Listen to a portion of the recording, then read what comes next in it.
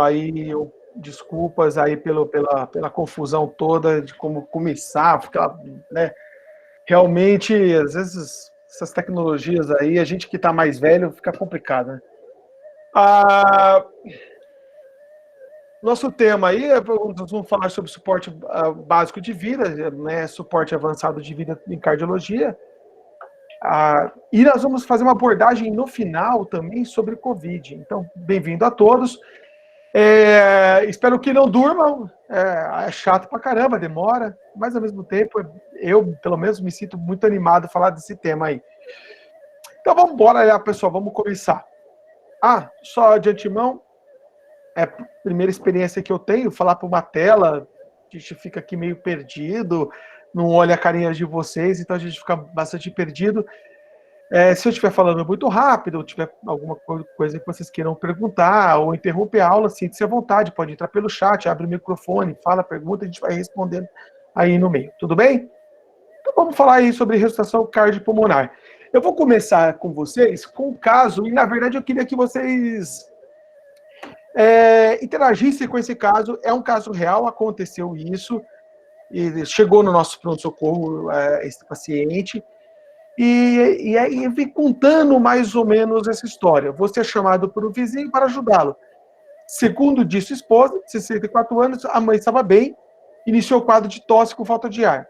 No fim da tarde houve piora dessa falta de ar, tomou um chá e foi descansar. 3 minutos, percebeu que ela estava estranha e não acordava. Sendo que é uma profissional de saúde, o seu vizinho o chama para ajudá-lo. E aí eu pergunto, o que você faz diante de uma situação como essa?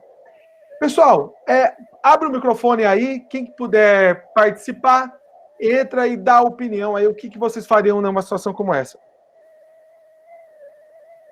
Vou escolher alguém aqui, então. Peraí, só da nossa listinha aqui. Brunão, o que você faria? Brunão, você está ouvindo aí? Opa, tô ouvindo, Pro. Então vamos lá, cara. Se você é vizinho dessa paciente aí, chamaram você para ajudar, se está nesse caso, o que você faria, meu irmão? Então, como ela tá desacordada, né, eu verificaria os sinais vitais dela e na ausência de pulso, dependendo de como tivessem os sinais vitais, eu já acionaria o SAMU, né? Perfeito. Vamos chamar algum outro aqui. Vou escolher aqui. Quem está... Pamela Gisse? Tá ouvindo? Tá aí online, né? Oi, tô ouvindo. Tudo bom, Pamela? Diante de uma situação como essa, o que você faria? Eu verificaria os sinais vitais dele. Certo. Aí depois, se tivesse ausência, primeiro eu ligaria para o SAMU. Aí se tivesse ausência deles, eu soubesse as manobras de ressuscitação, já começaria com as compressões. Excelente. Nunca fazer respiração boca a boca, porque a respiração boca a boca pode passar diversas doenças, a não ser que seja com aquela máscara, que eu te expunha daquela máscara que não tem problema o contato. Mas até o SAMU chegar, eu iria fazer as compressões. Legal. Na ausência de pulso. Legal, Pamela. Alguém mais quer contribuir? Tendo em vista aí que foram informações importantes a respeito do quadro de tosse, falta de ar, acho que de repente caberia, na ocasião, uma precaução, né? Com os aerossóis, antes de trabalhar a manipulação do paciente. Ele está com muito microfone, está com muito barulho no ambiente, mas eu entendi que você chamou atenção para a questão da falta de ar, não é? E que isso é um dado que é importante no atual cenário de hoje. É isso aí? Isso. Perfeito. Muito bem. Todos estão de parabéns, é mais ou menos isso aí. Vamos falar um pouquinho da parada cardiorrespiratória. A parada cardiorrespiratória é um problema que acomete em cerca de 3 milhões de indivíduos no mundo, e ela tem um problema. Ela tem uma baixa chance de sobrevivência, tá? Baixas. Isso é claro que isso vai diferir bastante do ambiente onde acontece a parada cardiorrespiratória, da organização dos estados. Quando eu digo estado, eu digo países, locais, aonde essa parada cardiorrespiratória acontece. Mas geralmente é sempre muito baixa. E no Brasil nós estamos em cerca de 200 mil casos ano, e a PCR extra-hospitalar, a arritmia é uma das principais causas que acometem esses pacientes. E arritmia, nós falamos de fibrilação e ataque ventricular, são coisas que falaremos aí mais adiante da nossa aula. Certo? Por definição, a parada cardiorrespiratória é a sensação súbita de batimentos cardíacos e dos movimentos respiratórios em indivíduos com expectativa de restauração da função cardiocirculatória. Veja bem nessa definição, o interessante que ele traz para a gente, que é essa frase que diz indivíduos com expectativa de restauração da função cardiocirculatória. Porque nós temos que levar isso muito bem em consideração, esse fato, porque nós temos que definir claramente o que é morte e o que é uma parada cardiorrespiratória. O indivíduo que chega com 6 tiros na cabeça, ou que vem com o crânio esmagado, aquilo é uma parada cardiorrespiratória ou aquilo é morte? Um cidadão que tem câncer disseminado, está em estado terminal, e tem uma parada, uma sensação súbita do batimento cardíaco, aquilo é morte ou aquilo é uma parada cardiorrespiratória? Então nós temos que levar muito em consideração isso. Depois, no meio da aula, por final, nós vou citar um exemplo muito claro sobre esta questão, de uma paciente que chegou com uma suspeita de Covid, e havia 40 minutos de ressuscitação cardiopulmonar, né? Então, nós definimos ali o que era uma parada e o que era uma morte. E ela se caracteriza por, primeiro, inconsciência. O indivíduo que tem uma parada cardiorrespiratória, ele está inconsciente obrigatoriamente. A ausência de respiração ou, então, uma respiração agônica, que é uma respiração do tipo Gasping. Muita atenção à respiração agônica do tipo Gasping, que ela leva uma falsa impressão de que o indivíduo tem movimentos e tem movimentos respiratórios. E, na verdade, isso não existe. Tá? Isso não existe. É uma respiração que não é eficiente, é um resultado final ainda de uma circulação restante do tronco cerebral. Isso não é considerado uma respiração. E, por último, a ausência dos sinais de circulação, né? Movimentos e por aí vai. Nosso atendimento, então, quem padroniza, né? O pessoal que é mais antigo, que trabalhava em muitos ambientes onde não havia uma padronização, era muito comum decisões ou tomadas de decisão aonde não era baseado em nenhum tipo de evidência. Por exemplo, era até pouco tempo atrás, prescrever atropina, mesmo sendo proscrito hoje, né, não sendo utilizado. Então, se você vai trabalhar em algum ambiente, aonde algum setor, algum hospital, aonde não há uma padronização, você corre esse risco. Então, padronizar é muito importante. E nós temos aqui, principalmente, o ILCOR. Não sei se vocês conseguem enxergar a minha setinha aí, tá? O ILCOR. O ILCOR, ele é um comitê internacional aonde a American Heart está inserido, aonde define, antigamente saía esses guidelines a cada 5 anos, hoje é mais ou menos rolling publication, publicação agora é quase que automática. No Brasil, nós seguimos a American Heart, a Sociedade Brasileira de Cardiologia segue a American Heart, que está dentro inserido do ILCOR, aonde direciona as nossas diretrizes. E por que sistematizar? É simples, né? Organiza o nosso atendimento, nós planejamos, podemos dessa forma nos planejar para um atendimento organizado e padroniza, né? Então, se padroniza, organiza e isso facilita o nosso planejamento.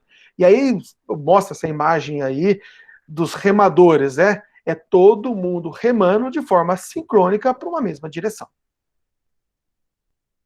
Bom, a American Heart estabelece duas cadeias de sobrevivência da parada cardiorrespiratória, né? Hoje nós temos a cadeia de sobrevivência intra-hospitalar e a cadeia de sobrevivência extra-hospitalar, certo?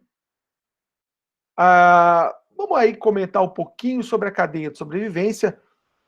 Ela é pensada e construída em elos e formatos de corrente, certo? Para dar aquela impressão de que se eu quebrar qualquer elo dessa corrente, a corrente perde a sua principal função, que é de manter o nosso doente seguro. Então, nós temos que trabalhar de uma forma sistemática para que esses elos se conectem e não seja quebrado em nenhum desses pontos, para que o nosso desfecho final seja um desfecho positivo, seja um bom desfecho, certo? Dentro do elo da cadeia de sobrevivência intra-hospitalar, o primeiro elo é a vigilância e prevenção. Saiba-se de antemão que a taxa de mortalidade intra-hospitalar em plantões em dias de fim de semana é maior, né? Feriados e fim de semana é maior, e durante os plantões noturnos também é maior.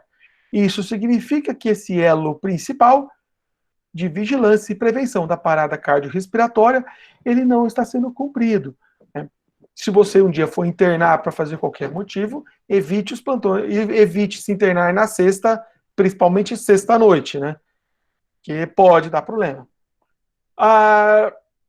Hoje nosso grupo nós trabalhamos, inclusive é o tema do meu mestrado, o NIOS, que é um dos scores de vigilância e prevenção da parada cardiorrespiratória.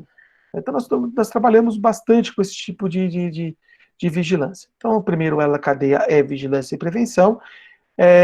O reconhecimento de uma situação de emergência, não só da parada cardiorrespiratória, mas de uma situação onde que tenha que haver intervenção imediata, precisa ser feito. Então, detectou um score alto, um risco alto para o meu doente, já aciono o meu código, já aciono uma equipe de emergência, uma equipe que está preparada e organizada para fazer esse atendimento antes que a parada cardiorrespiratória aconteça. Caso ela aconteça, eu estou vigilante, aciono uma equipe médica de emergência, uma equipe de ressuscitação cardíaca, uma equipe médica, e quando eu digo a equipe de suporte avançado de vida de emergência intra-hospitalar, e inicio a minha ressuscitação cardiopulmonar de alta qualidade, tá? Uma equipe de alto desempenho. Procuro e promovo uma identificação e uma desfibrilação rápida e precoce, o mais rápido possível. E o último elo é o suporte avançado de vida e a ressuscitação cardiopulmonar desse nosso doente. Já no extra-hospitalar, eu tenho o reconhecimento do serviço médico, da situação de emergência e o acionamento imediato de uma equipe médica de emergência. E aqui tem uma situação muito importante, que isso é uma classe de recomendação altíssima, com nível de evidência altíssimo, que treinar leigos, tanto para o reconhecimento quanto para a ressuscitação cardiopulmonar, eu aumento a taxa de sobrevivência dele. Então, isso hoje se discute o uso da adrenalina, mas não se discute o treinamento do reconhecimento à parada cardiorrespiratória ou de uma situação de emergência e o acionamento imediato com informações precisas para o nosso sistema de comunicação. Tá? Então, aqui é o nosso reconhecimento imediato de uma situação de emergência ou de uma parada cardiorrespiratória e o acionamento imediato de uma equipe, da equipe de suporte básico, suporte avançado de vida. E o início da ressuscitação cardiopulmonar precoce na cena, se possível, uma rápida desfibrilação na cena, o atendimento médico móvel, tá? Seja ele básico, ou melhor ainda, o avançado. E por último, o suporte avançado de vida e cuidado pós-parada cardiorrespiratória.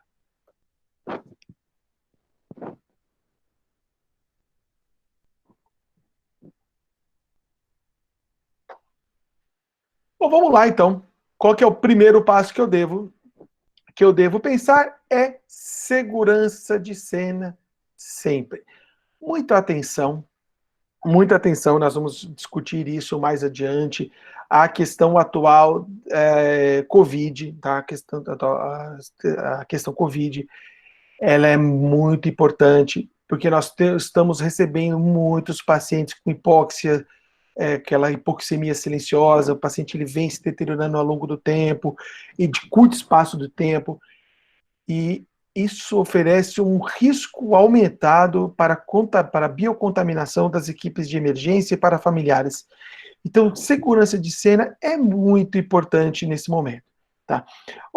Uma cena segura, você está seguro, os demais estão seguros, avalie a responsividade da vítima, toque no ombro da vítima e chame ela 3 vezes, chamando ela e tocando na vítima. Você pode utilizar essa frase: ei, você está bem? Ei, senhor, você está bem? Ei, senhor, você está bem? Tá? Chame ela 3 vezes, ok? E agora, a vítima não responde. O que poderá nos defender, né? Quem poderá nos ajudar aí, né? É o Chapolin Colorado? Ele não ajuda muita gente, infelizmente. Mas eu vou precisar pedir por ajuda. E quem é essa ajuda? Depende muito do ambiente que você está. Mas, basicamente, essa ajuda está em suporte básico ou suporte avançado de vida. Se eu estou no ambiente intra-hospitalar, eu preciso entender os meus códigos de solicitação de emergência, como código azul, código amarelo, dependendo da definição de cada instituição, geralmente é código azul, aciona o código e peça por ajuda. É possível que eu chame ajuda para um paciente que esteja só inconsciente, mas tenha pulso e respira?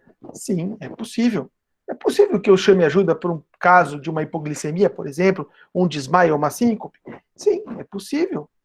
Mas eu preciso, nessa situação, pensar sempre na condição de uma paciente estar mais grave. Sempre penso no mais grave primeiro. Então, eu vou chamar o meu paciente, se ele não chamo 3 vezes, se ele não responder, peço por ajuda. No PS do Hospital São Paulo, é tipo um grito no corredor, né? Pessoal, ajuda a gente, parada. No SAMU, no resgate, aliás, num ambiente, num cenário de rua, eu peço para alguém solicitar ajuda. Mas, e se eu estiver sozinho? Utilize o seu celular. Tá? Utilize o seu celular. É fortemente recomendado que você saiba os números de emergência, né? E chame por ajuda. Tá? Todo mundo tem de cor, espero que tenha de cor, aí o 92 e o 93, para que possamos chamar ajuda em ambiente e cenário extra-hospitalar. Posicione a vítima. Como que é o meu posicionamento da vítima? Decúbito dorsal horizontal, tórax para cima, nessa posição aqui, certo? Chama atenção, caso meu paciente esteja sobre um ambiente, uma superfície não rígida, que eu torne essa superfície rígida. E como que eu transformo essa superfície rígida? Se eu tiver um ambiente intra-hospitalar, o carrinho de parada me traz, e eu estou destacando aqui na sua lateral, uma prancha longa, uma prancha rígida. Tá? Essa prancha rígida deve ser inserida no dorso do meu paciente, bem aqui nessa posição aqui. Certo? Se eu não tenho isso, estou no ambiente extra-hospitalar, eu devo transportar essa vítima para o chão, tá? Para o chão, e atendê-la no chão. E aqui eu vou fazer um cheque e eu vou fazer uma breve diferenciação.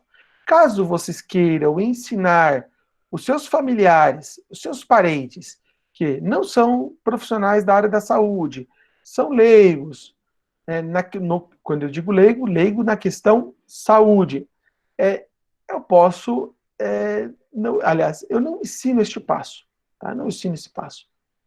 Mas, para profissionais de saúde, eu vou ensinar esse passinho aqui muito simples. Verifique simultaneamente se a vítima está respirando e se a respiração está normal e a presença de pulso, e esse pulso é carotídeo, por no máximo 10 segundos.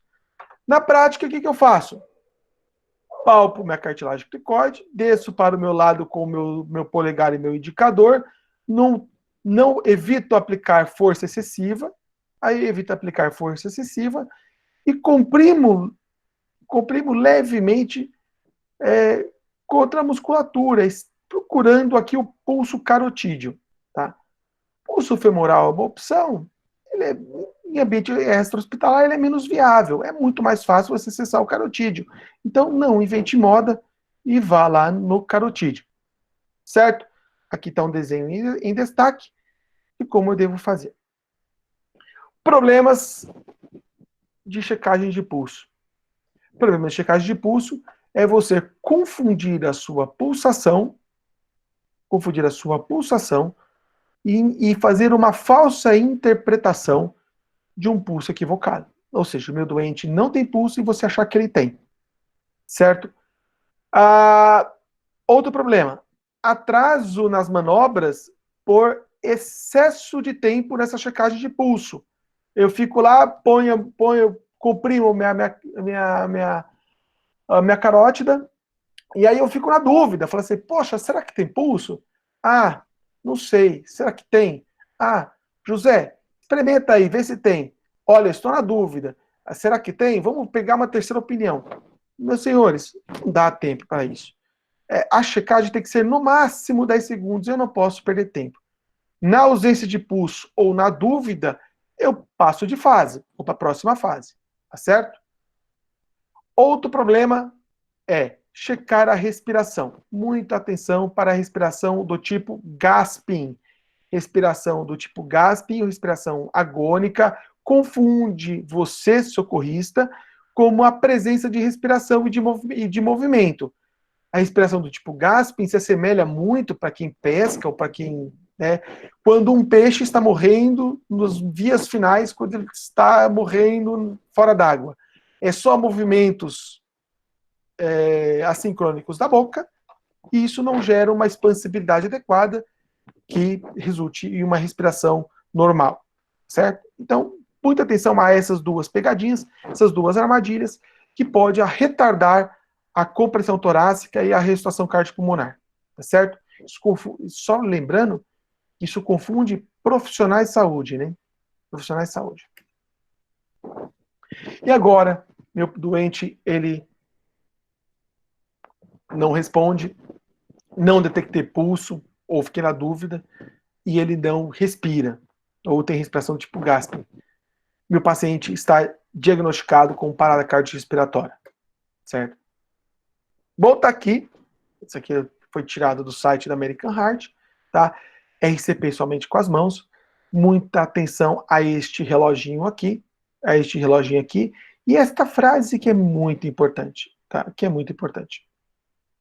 Em cada minuto de demora da RCP, as chances de sobrevida caem em 10% se você não fizer compressão torácica adequada.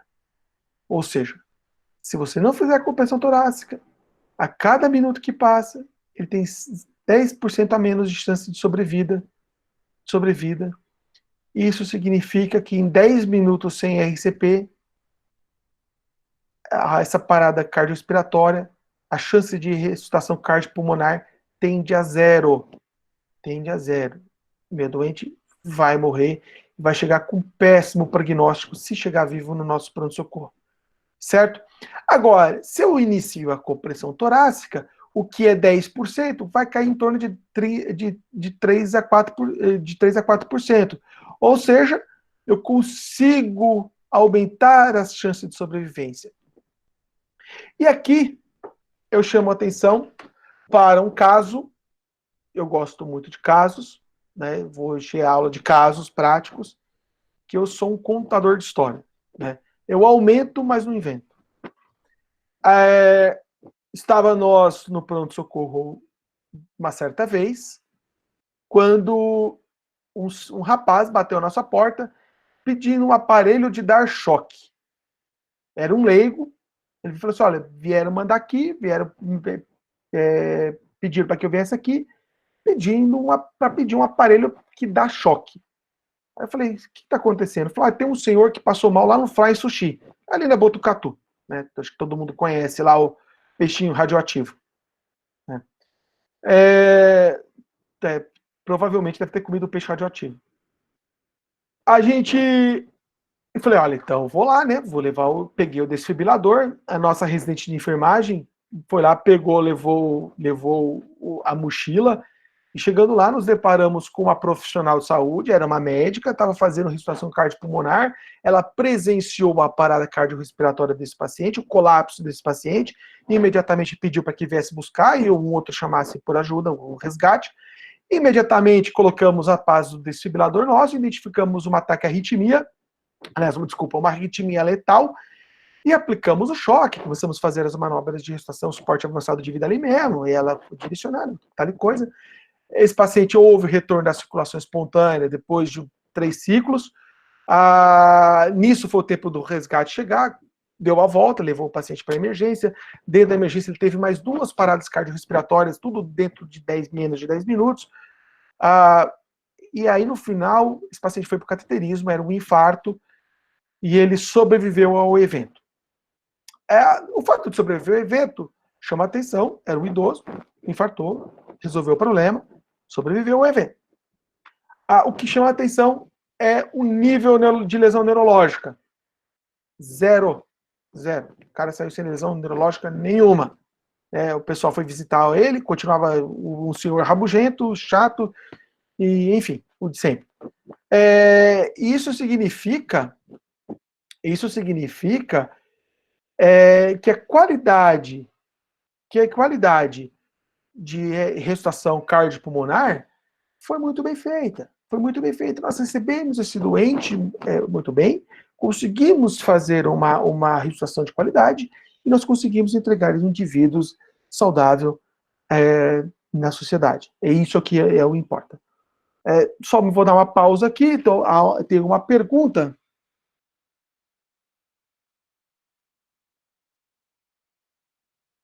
Bruno, não há uma estimativa. Hoje nós trabalhamos no Brasil, existem dois tipos de suporte avançado de vida em situações de emergência. O modelo francês, que é um modelo mais intervencionista, mais de cena, e existe o americano, que é focado no transporte rápido. Isso varia demais, os sistemas de cada país para país. Né? No Brasil, eu não conheço nenhum artigo, acho que se tiver algum outro professor que conheça, que possa ajudar, eu não conheço nenhum artigo que fale de tempo médio. Eles são muito variáveis. Aliás, eles são muito variáveis. E existe muita coisa influenciando nesse contexto.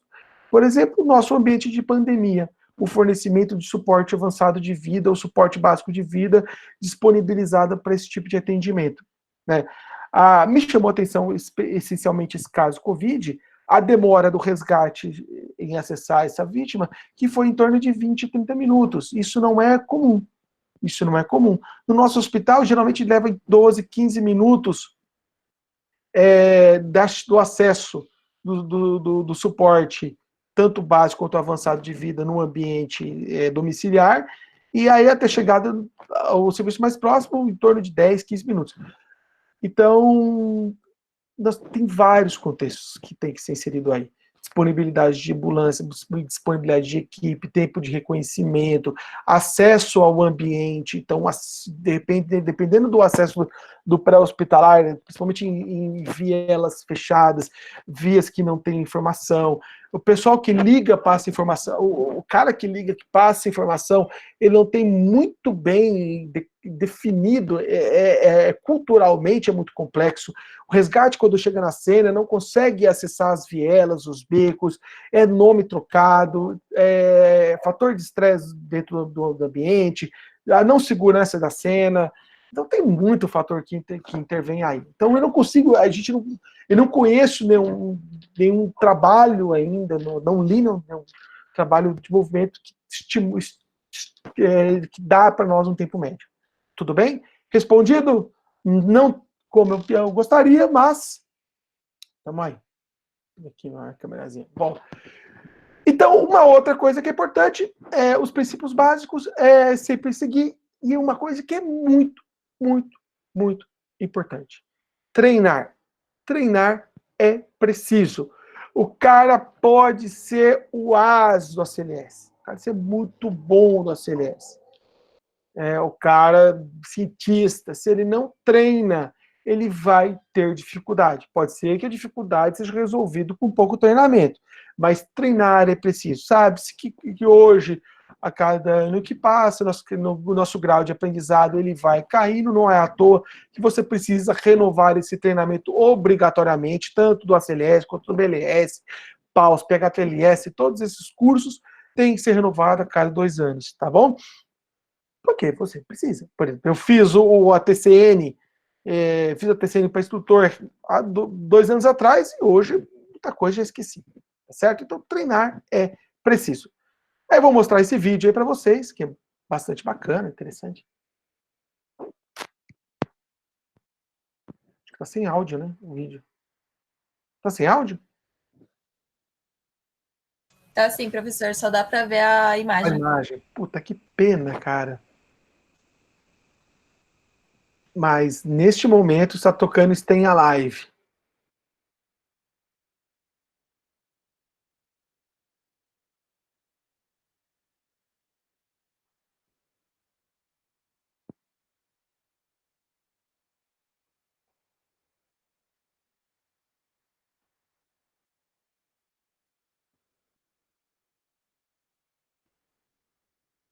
Ô, gente, eu vou passar o vídeo, eu acho que não faz muito sentido, mas depois vocês assistam o vídeo. Esse vídeo ele é bem interessante, ele é um vídeo de uma propaganda da American Heart, nível, se eu não me engano, foi colocado em nível nacional nos Estados Unidos, onde eles mostram a importância da ressuscitação cardiopulmonar, feito por leigos, né, o reconhecimento aparado, o acionamento do serviço médico de emergência, e mostrando que medidas simples, como apenas comprimir o tórax, você pode fazer a diferença, ok? Depois vocês assistem esse vídeo, ele é bem legal mesmo, bem divertido, certo?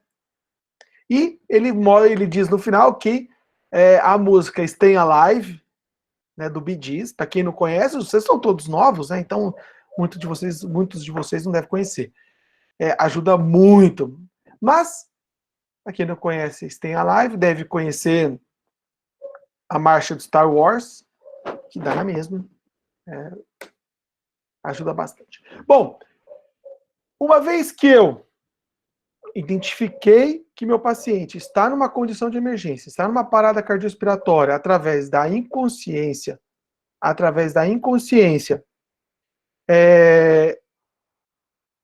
pedir para chamar ajuda.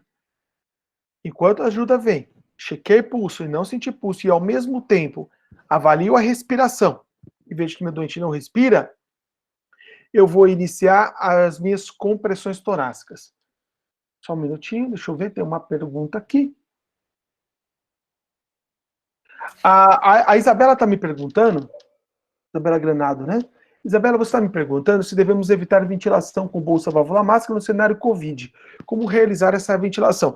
Isa, vou guardar sua pergunta, tá? Vou guardar sua pergunta, ela vai ser respondida já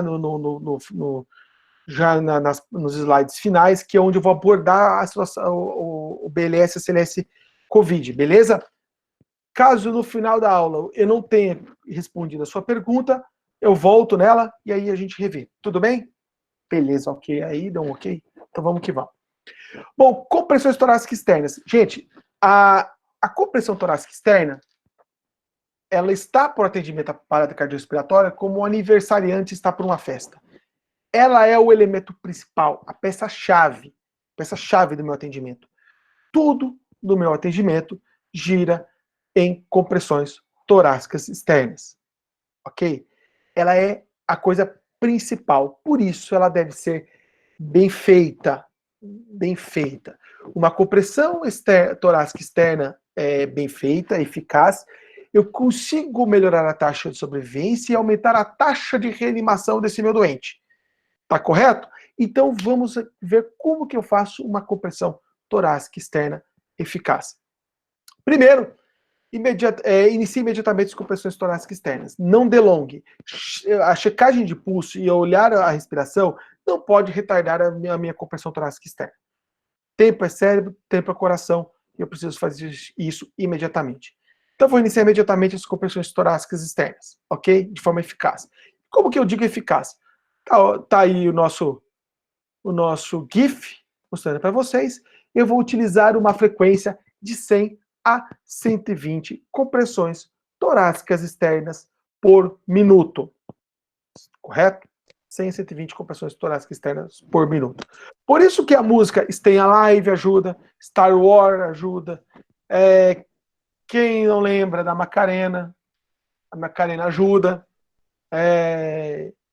enfim, tem várias músicas aí que podem ajudar você no beat, tá? Eu devo manter uma frequência de 100 a 120. Se você não quer, não lembra da Stay Alive, conte as palavras 1001, 1002, 1003, 1004, 1005, 1006 de forma pausada, que você consegue manter uma frequência aproximadamente assim. Só evite, hein? 1001, 1002, 1003, 1004, 1005, 1006, 1007, 1008, 1009, 1020. Não. As palavras pausadas. Profundidade. Eu devo garantir uma profundidade de 5 a 6 centímetros do meu tórax. E é importantíssimo que eu permita o retorno total do meu tórax, tá? Um saco para ser esvaziado, ele tem que estar cheio. Não adianta eu fazer compressão sobre compressão e não permitir o retorno. Eu preciso deixar o meu tórax retornar para que as câmaras se enchem o máximo de sangue possível, né, que esta condição permita, para, na sequência, efetuar a minha compressão e fazer o esvaziamento ventricular e gerar uma onda de pulso, tá certo? Então, eu procuro fazer de 5 a 6 centímetros e permitir que o retorno total do tórax aconteça. Se eu estiver com 2 socorristas ou mais socorristas, é importantíssimo que a cada 2 minutos eu troque esses socorristas, certo? Isso é importantíssimo. Qual que é o racional disso? Socorristas que permanecem fazendo compressões torácicas por mais tempo, ele começa a perder eficácia. Se alguém aqui já teve a experiência de fazer compressões torácicas, seja em uma situação real, seja numa situação de simulação, como em boneco, sabe muito bem o que eu estou falando, né? As primeiras compressões torácicas vão sair perfeitas, vão sair bonitinhas e perfeitas, mas depois começa a cair a qualidade. Por isso é importantíssimo que mesmo que o socorrista sinalize que esteja descansado, que esteja pronto para fazer um segundo ciclo, por mais 2 minutos, é importantíssimo que ele seja trocado. Ano passado nós montamos uma equipe de competição e participamos do UPA Competition lá no Einstein.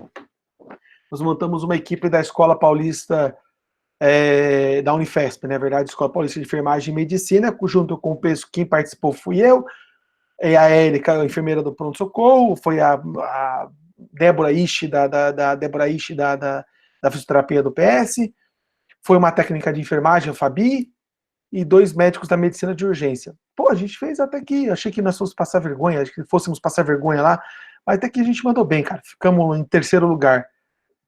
3º é o primeiro do desclassificado, pode ser considerado assim, mas deu certo. O importante era, uma coisa que chamou muita atenção, que compressão torácica era o que mais valia ponto. E era incrível acompanhar as equipes de ressuscitação de alto desempenho quando eles começavam a fazer as compressões torácicas e ele tinha um medidor, que a gente não conseguia ver esse medidor, né? Só quem estava na plateia via. E aí, de repente, você começava a cair a qualidade das compressões torácicas, conforme os ciclos iam evoluindo. Então, era uma coisa bem interessante, que cara, se ele permanecesse por mais de 2 minutos, então o negócio virava um desastre, né? Então, é importante trocar esses socorristas aí. Não interrompa compressões. Às vezes, infelizmente, em alguns momentos eu vou ter que fazer essa interrupção, né? Quando eu tiver que fazer essa interrupção, eu não devo exceder por mais que 10 segundos, tá? Por mais que 10 segundos. Qual que é a ideia disso aí? Toda vez que eu interrompo compressão, minha circulação para, e eu preciso, quando eu reinicio minhas compressões, ela leva um tempo determinado de compressões para que o fluxo sanguíneo cerebral e cardíaco volte a circular, certo? Se eu interrompo por mais que 10 segundos, eu volto na estaca zero e eu levo muito mais compressões torácicas necessárias para que a circulação volte a ser eficaz. Então, não é interessante que eu interrompa por muito tempo. Então, sempre que eu tiver que interromper, por exemplo, durante a ventilação bolsa-válvula-máscara, durante a análise de ritmo, durante a troca de socorristas, eu devo minimizar esse tempo e estabelecer o tempo de 10 segundos como tempo máximo. Posicionamento, muito importante. Antigamente nós falávamos aí linha intermamilar, tá? Hoje nós não utilizamos a linha intermamilar. Você olha a linha dos mamilos, onde originalmente eles estariam, né? Anatomicamente, uma linha anatômica.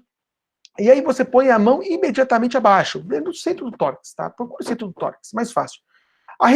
O que você vai usar da mão é a região hipotenar, essa região aqui, ó.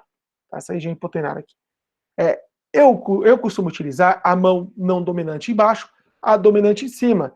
E a de cima traz a de baixo para cima, nesse movimento aqui, para que eu exponha a base da minha mão. A base da minha mão. Isso tem que ficar sobre o osso externo. Porque se eu deslocar essa mão para a esquerda ou para a direita, eu vou comprimir sobre gradil costal. Toda vez que eu comprimo sobre gradil costal, eu posso levar a risco de fratura, perca do arcabouço e perca a efetividade. Sem contar que a compressão fica menos efetiva. Quem faz, vocês viram naquele slidezinho passado, onde mostra o gifzinho, a compressão, quem faz a compressão principal é o osso externo. Então eu preciso comprimir sobre o osso externo. Tá? Dá uma olhada, aqui é o posicionamento das mãos, tá? Deixa eu ver aqui. Posicionamento das mãos, tá? Posicionamento das mãos, uma mão sobre a outra, mão sobreposta, tá? Dá uma olhada no posicionamento do meu socorrista, tá? No posicionamento do meu socorrista, na angulação dele aqui. Isso aqui é ergonômico, A força de compressão tem que ser anteroposterior, traduzindo, de cima para baixo, e não de lateral e diagonal. Ela tem que vir de cima para baixo.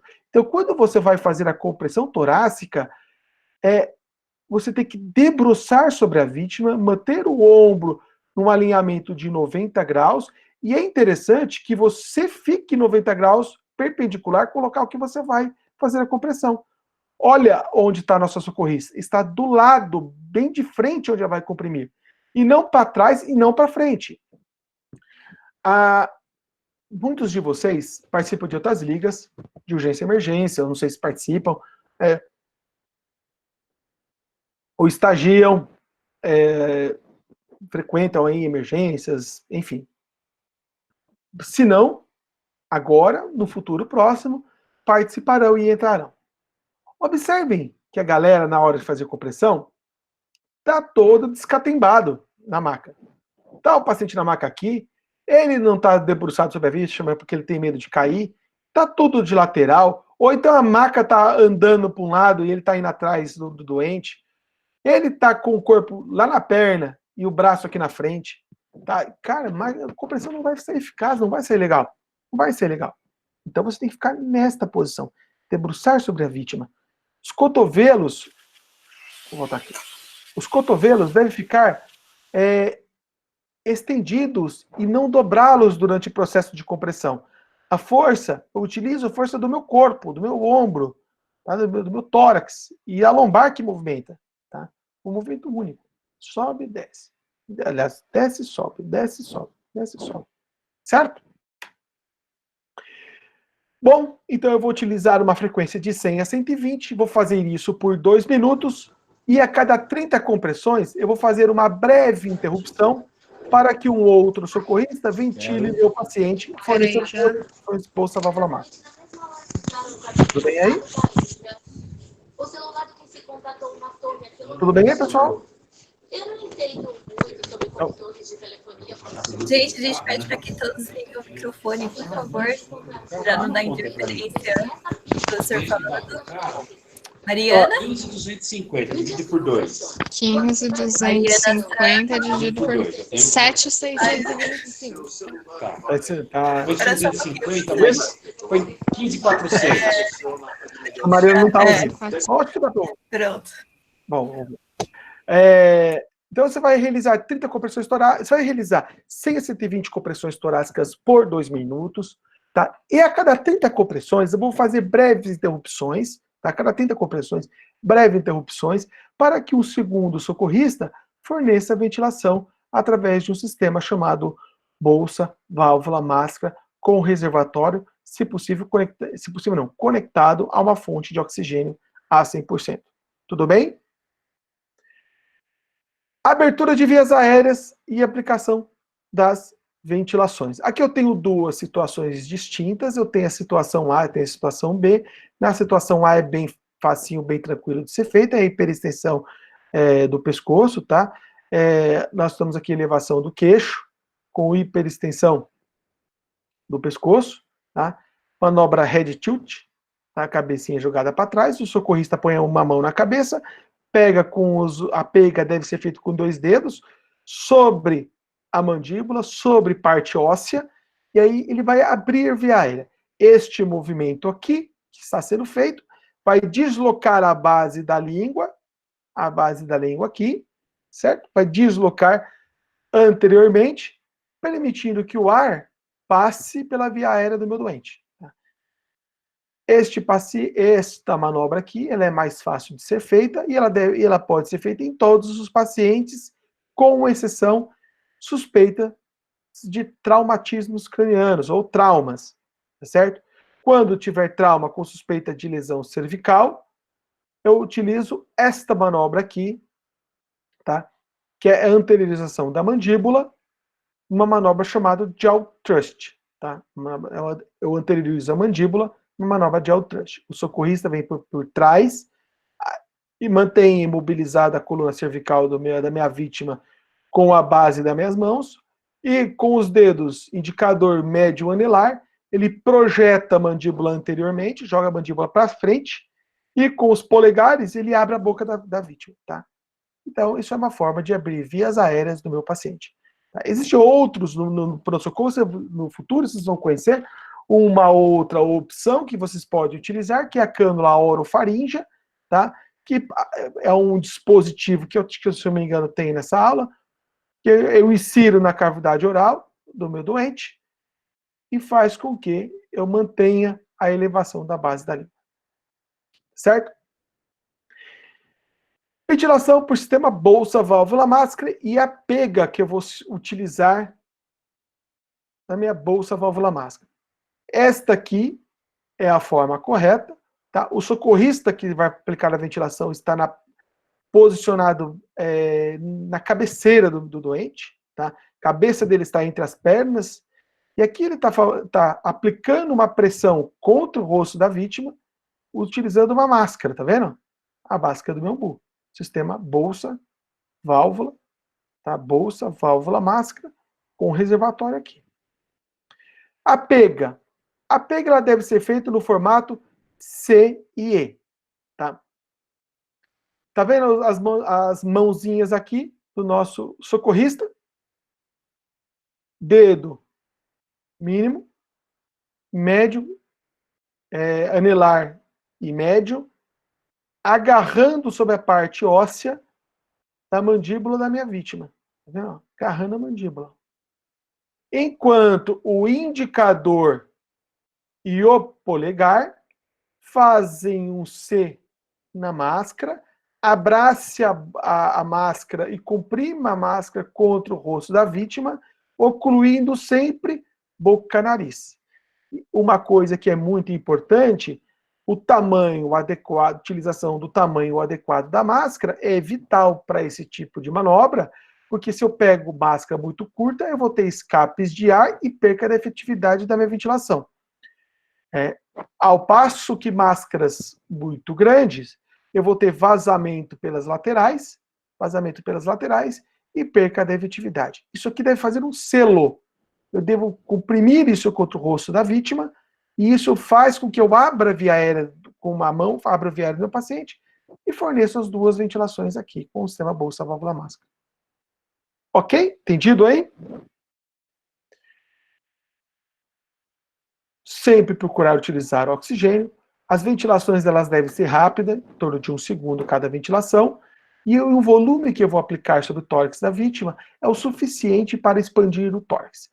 Uma coisa que é muito importante, e quase pouca gente se vê, e é um erro de muitos socorristas, é fazer essa ventilação de uma forma ineficaz e não reportar para a equipe de atendimento que a ventilação não está sendo eficaz. Tipo assim, eu tento abreviar a aérea e forneço uma ventilação. Mas não observo se expande o tórax, não observo, e se eu observo, não retorno, não reporto para o líder do atendimento se houve expansibilidade do tórax. E isso é um dado muito importante, porque isso no suporte avançado de vida vai definir se eu intubo ou não intubo o meu doente como prioridade, certo? Então, isso é muito importante. Às vezes, o seu paciente está com obstrução de vias aéreas, e isso foi a causa da parada cardiorrespiratória. Se eu forneço a ventilação e esse tórax não expande, eu vou precisar reposicionar minha via aérea e fornecer uma segunda ventilação.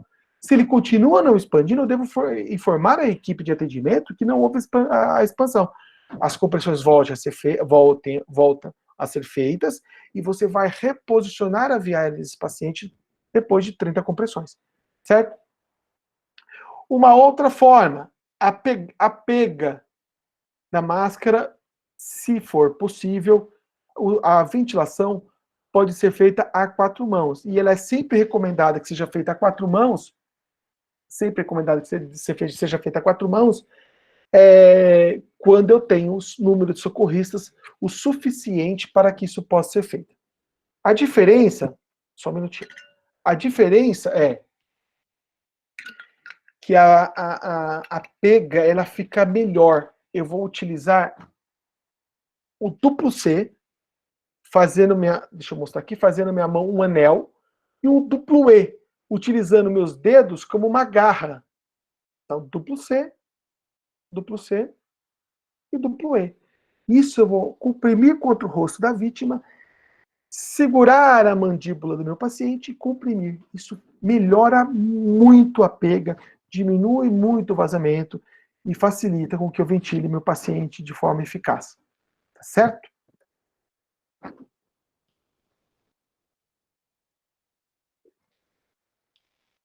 Bom, lembra aquele momento que você pediu?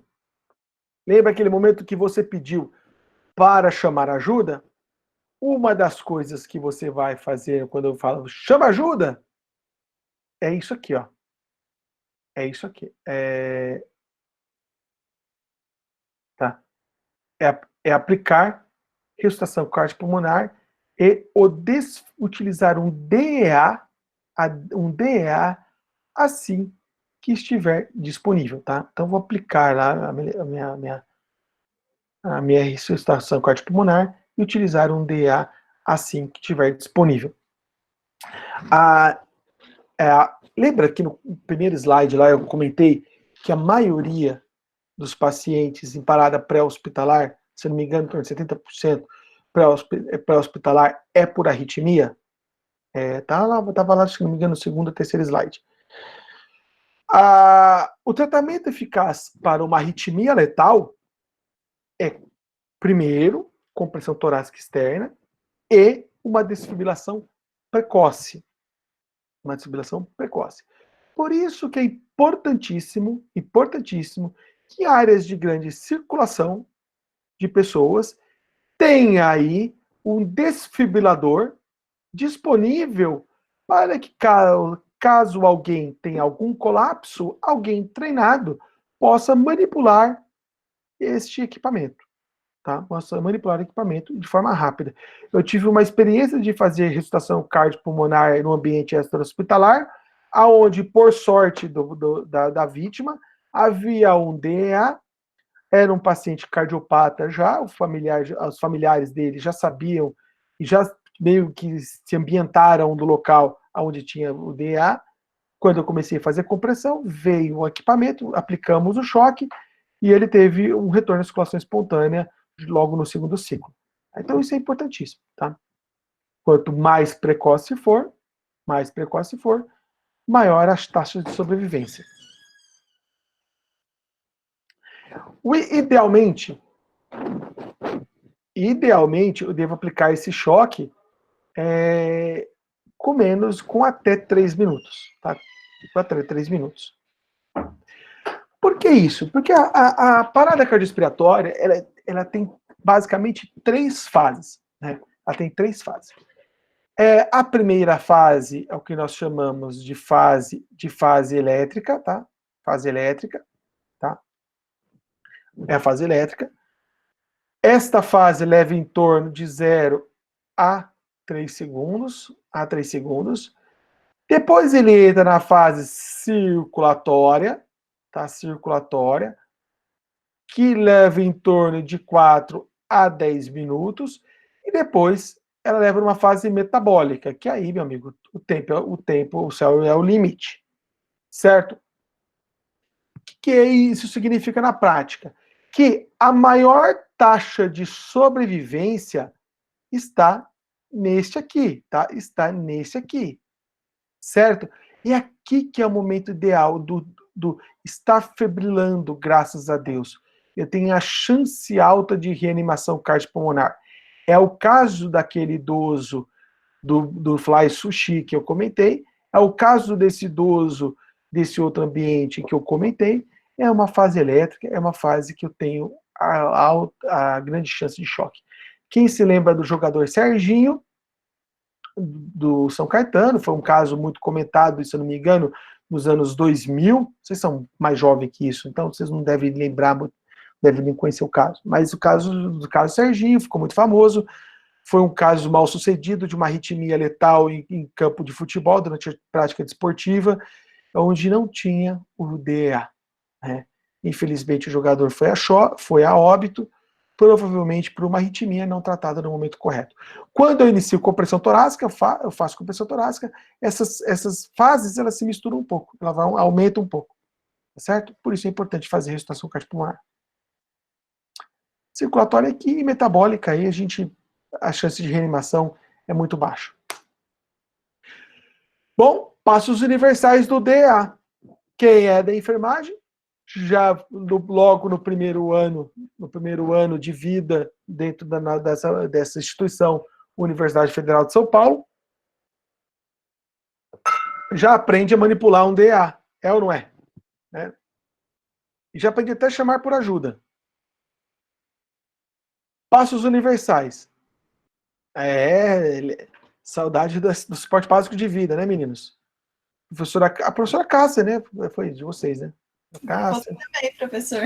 Ah, eu também? Foi. Com muito menos brilhantismo. Aliás, com nenhum, né? Perto das meninas. Bom, primeiro passo, número 1.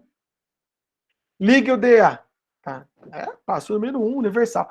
O importante aqui é quem vai operar o DEA? Aquele que sabe operar. Certo? Se você está fazendo compressão torácica, mas ninguém mais sabe operar o DA, ou está todo mundo em pânico, não sabe operar o DA, infelizmente as compressões terão que ser interrompidas e você vai operar. Se outro socorrista ou outro leigo souber fazer compressão, ele faz compressão e você assume o DA. Tá certo? O importante é manipule o DA quem tem o domínio, quem seja treinado, quem sabe fazer, ou que consegue entender os passos ali na hora de fazer. O bom do DA é que ele fala com você. Aí ele conversa, troca uma ideia, entendeu? Se você estiver depressivo, bate um papo com ele. Tá? Então, liga o DA. Você vai ligar ele através do botão Start, né? Como qualquer aparelho, equipamento no mundo. Depois que você ligou o DA, você vai posicionar os eletrodos, tá? Posicionar os eletrodos. O importante do DA é que no momento de ligar, ele leva um delayzinho para fazer um autoteste, e é o momento que você vai posicionar os seus eletrodos, tá? Eletrodos, tá? Posicionamento aqui é recomendado esse posicionamento anterolateral, abaixo da região escapular, para external direita, tá? Linha média, axilar, abaixo do mamilo. Outras posições podem ser podem ser pertinentes, como a anteroposterior, frente e dorso, mediante ao fato de uma impossibilidade de você utilizar. Mas essa aqui é a básica, dá para quase todos os pacientes, sem problema nenhum. Tá ok? Então, posiciona os eletrodos no tórax do seu paciente. Afaste da vítima e peça que todos se afastem da vítima. Este momento é importante, o seu equipamento vai ler o ritmo cardíaco que está aqui, comprimir o tórax ou tocar nesse paciente, nessa vítima, pode levar a uma falsa leitura, uma falsa interpretação, e isso é muito ruim, isso é muito ruim, e pode não recomendar o choque que está recomendado. Tá?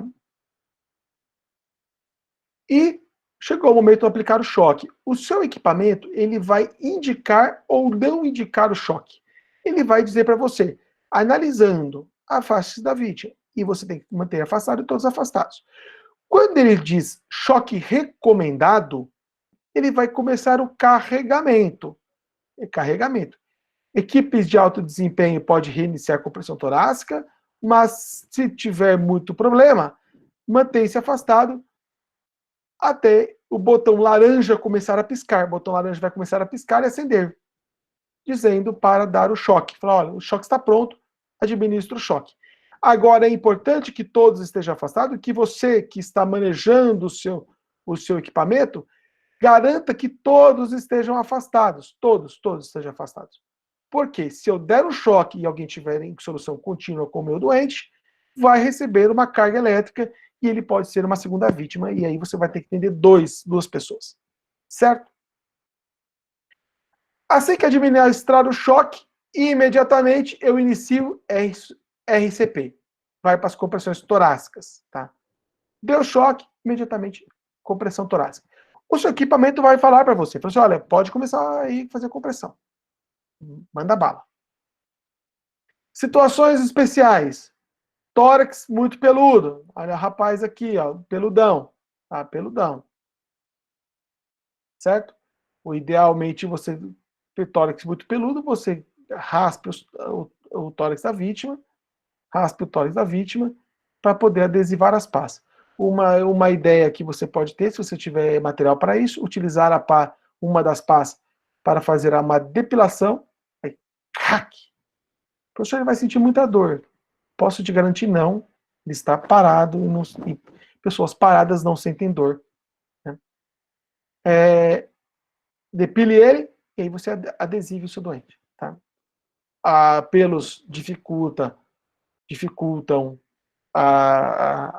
o contato da pá com o tórax da vítima e a eficácia do choque. Adesivos medicamentosos. Esse aqui não é comum no Brasil, né? Mas vai que, né?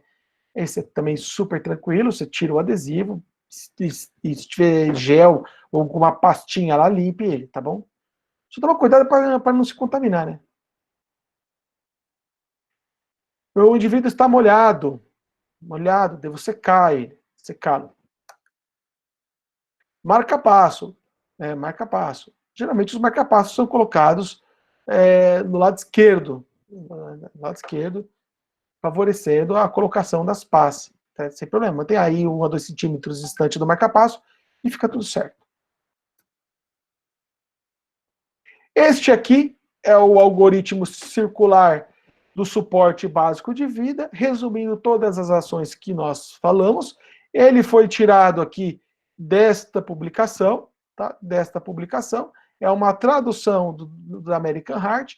Tá bonitinho lá, disponível aqui. Vocês batem, apertem o Shift do seu teclado, dá um clique aqui, e vocês vão abrir essa recomendação aqui, tá bom? Então tá bonitinho aí, ó. Então vamos fazer o resumão aqui para vocês.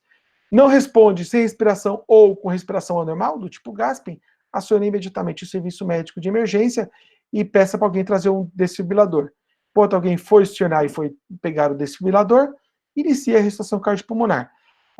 Comprima com força, com rapidez, deixa o tórax voltar, bonitinho, tá certo? Inicie a RCP. E aí você vai, chegou o meu DA, administra o choque, tá certo? Lembrando que aqui eu devo inserir, para este caso aqui, se você for socorrista,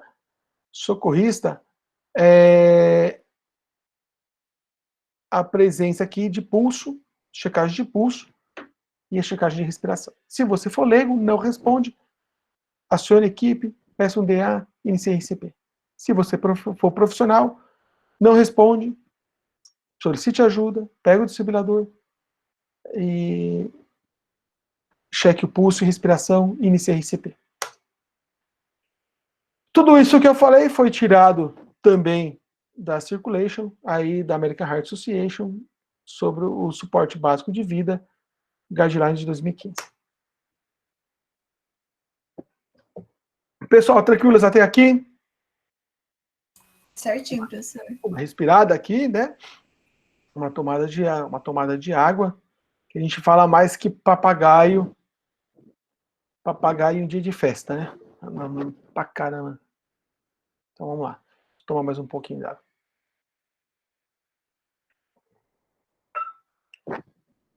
Alguém já atendeu parada cardiorrespiratória aí alguma vez, sim ou não?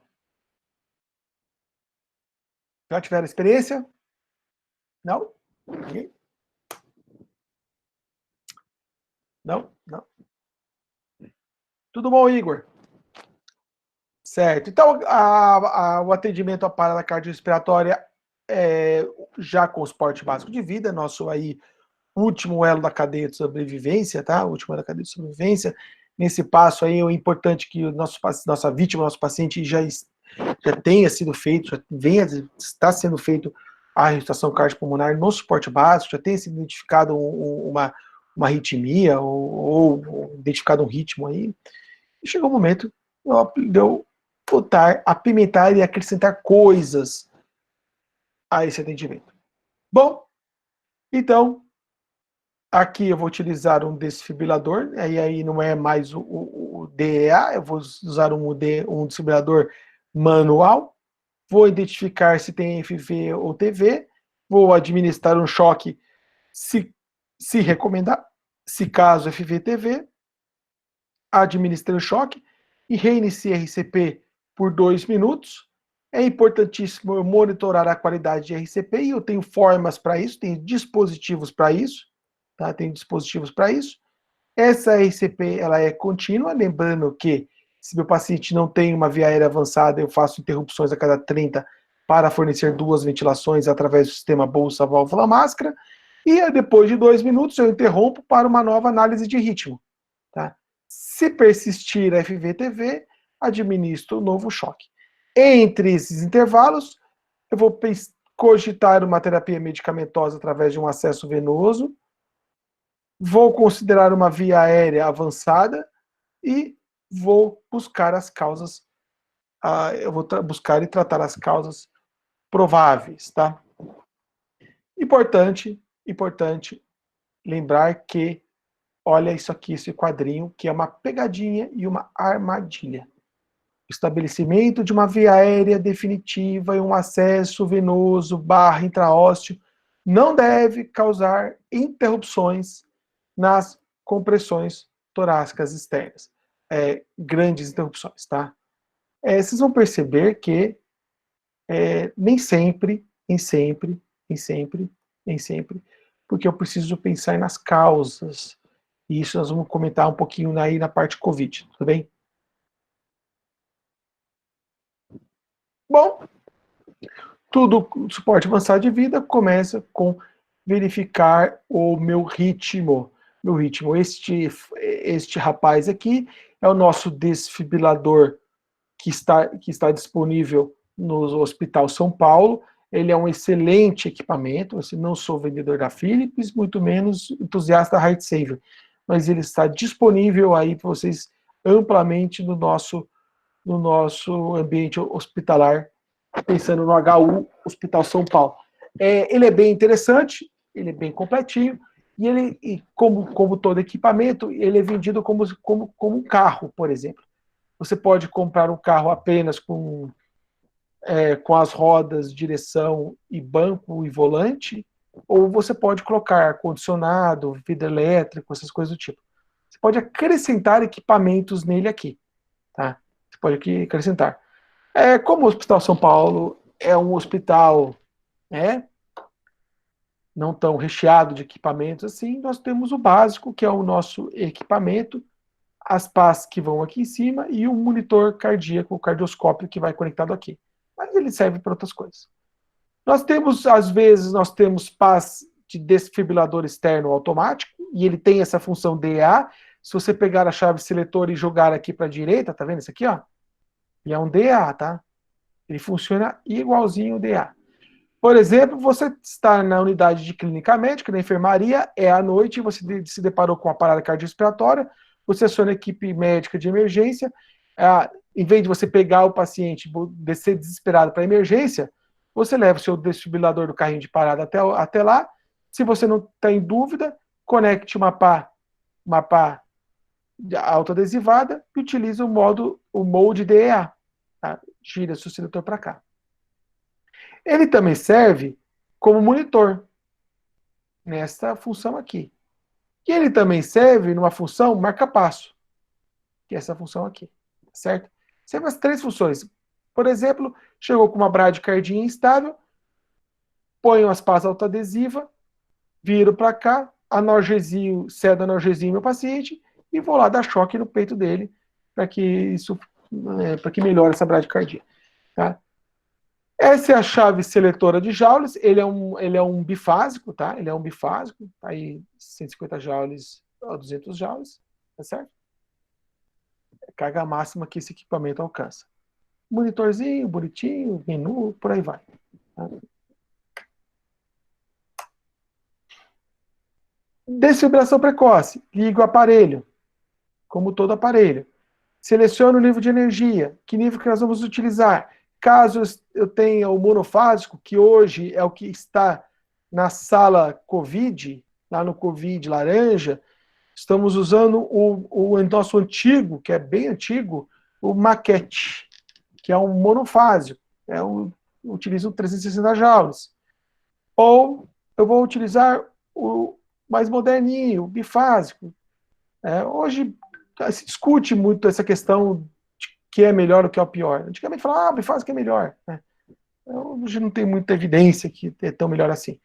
O importante é, com bifásico com menos energia, eu alcanço uma eficácia semelhante. Tá? Eficácia semelhante. Então, seleciono o nível de energia. Professor, estou na dúvida do equipamento que eu tenho, não sei qual que é, não tive tempo de olhar quando cheguei na unidade. O que eu seleciono em situações de urgência e emergência?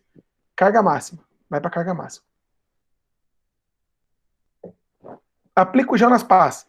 Tá? Importantíssimo. Cuidado com as pegadinhas do HU, Hospital São Paulo. Tem lá gel de ultrassom. Tá? Gel de ultrassom. Tem que ser gel condutor, específico para desfibrilação. Tá certo? Tem que ser específico. Gel de ultrassom é uma outra coisa, não rola.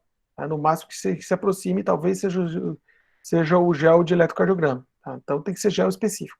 Aplica o gelzinho lá, posiciona as pás no tórax da minha vítima, vou avaliar o ritmo que está apresentado.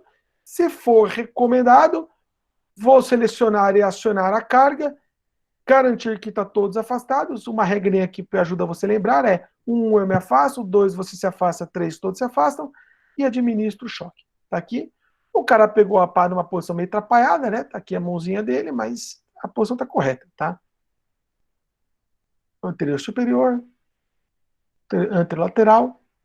Tá? Isso vai fazer com que o eletrodo A dispare uma eletricidade para o eletrodo B. No bifásico isso volta, né? É cíclico. Por isso que com menos energia tem uma eficácia semelhante. Os 2 ritmos de choque, quando eu tenho ritmos chocáveis, são arritmias letais, que é o caso da fibrilação ventricular, esse ritmo bagunçado que está aqui, essa zona que está aqui, não tem QRS, não tem nada, tá? É um monte de rabisco feito por uma criança, tá? E de luz de baixo, eu tenho ataque cardíaco ventricular, ritmozinho mais organizado, né? Quem gosta de tomar cloroquina, tá aí o ritmo legal aí para cloroquina. Tá? Prolongamento QT, faz isso aí. Tá? Muito cuidado com o terceiro ritmo, não é o nosso objetivo, a gente avançar tanto, São as taquiventricular, é essa arritmia aqui, tá? De caráter polimórfico, tá? Que essa aqui é uma monomórfica, é uma onda igual a outra, tudo igualzinho, parecido. Tá? Quando ela vem taquiventricular polimórfica, ela parece muito com isso aqui, ó. Tá? Que eu chamo de torção das pontas, enfim. Ela é uma arritmia que se assemelha a isso aqui, e se o emergencista não está atento a essa arritmia, e só desfibrilação não é eficaz, eu preciso repor magnésio no meu doente, o desfecho vai ser ruim. Tá? Mas, vamos ficar com os dois principais, fibrilação taquiventricular e TV, essas duas arritmias aí, lembre do eletro, ó, que bonitinho o eletro é. Tá? São bem fáceis de identificar, principalmente quando estão em fase elétrica.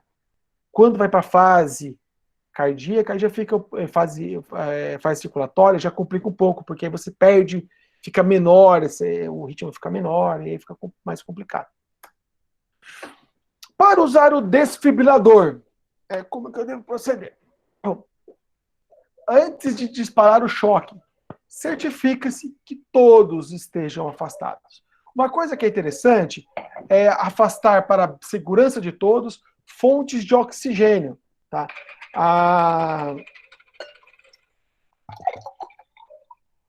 Eu devo separar as fontes de oxigênio. Caso você tenha escape de alguma faísca, pode ser, não vejo isso na literatura, descrito, que possa gerar alguma fonte de explosão. Certo? Em 20 anos dessa indústria vital, nunca vi semelhante. Eu já vi sair faísca. Pacientes emagrecidos, muito emagrecidos, onde eu não tenho pá adesiva, eu tenho que colocar a pá, se não aplicar com uma força adequada, você pode ter desnivelamento e ter escape de fonte. Já vi gente aplicando sob eletrodo, pra você ter uma ideia, e aí você tem sair faísca. Então já vi sair faísca. Nunca vi a combinação dos dois. Graças a Deus. Ao colocar a pá com gel sobre o tórax da vítima, eu devo aplicar força de 13 quilos. E isso é um problema. Tá? Quem vai administrar o choque, geralmente, é um socorrista, é um residente médico, ou um aluno. E aí o cara tá nervoso, o cara, primeiro dia, o cara tá chegando no ambiente, não tá habituado com essa situação. E aí ele repousa as pás sobre o tórax da vítima. Então ele deve ser lembrado que ele tem ele deve ser lembrado que tem que aplicar uma força sobre o tórax da vítima para que diminua a impedância desse choque, ou seja, diminua o contato, a chegada dessa eletricidade no meu miocárdio. Então tem que aplicar força de aproximadamente 13 quilos. Apertar os dois botões simultaneamente, porque senão não vai dar choque. Tá? Não vai dar choque. Dei choque, inicio imediatamente as minhas compressões torácicas externas. E lembrar que após 2 minutos vou verificar o ritmo e se ele persistir, eu vou repetir os passos acima e nós vamos ver isso de forma linear, que é mais fácil. Lembrar os dois botõezinhos, tá? Lembrar os dois botõezinhos. São esses dois aqui do disparo. Esse aqui carrega, tá? Esse carrega. Tá? Se o operador do equipamento estiver nervoso e não conhecer o equipamento, estiver com dificuldades para carregar, você pode carregá-lo no desfibrilador normal. Tá? E por último aqui, os choquezinhos devem ser apertados sincronicamente os dois botões. Drogas. Tá?